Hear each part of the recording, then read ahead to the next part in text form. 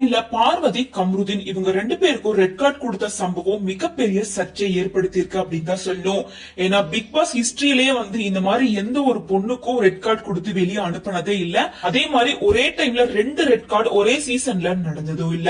So இப்படி ஒரு விஷயம் இருக்க இந்த பக்கம் பார்வதிக்கு ரெட் கார்டு கொடுத்திருக்கவே கூடாது.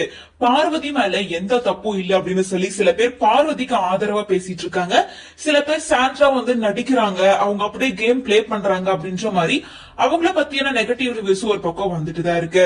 அந்த வகையில பிக் பாஸ் கண்டஸ்டன்ட் ஆன திவாகர் பார்வதிக்கு சப்போர்ட் பண்ற மாதிரி சில விஷயங்களை பேசியிருக்காரு.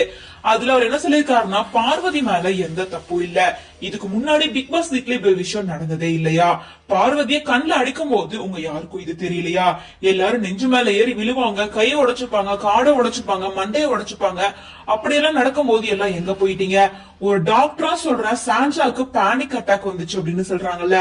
கண்டிப்பா கீழே உழந்த உடனே ஒருத்தவங்க திட்டின உடனே பேனிக் அட்டாக் வரவே வராது. இதை நான் நம்பவே மாட்டேன். சாண்ட்ரா முழுக்க முழுக்க நடிக்கிறாங்க. அதே மாதிரி பார்வதி பண்ணது எந்த ஒரு தப்பும் கிடையாது.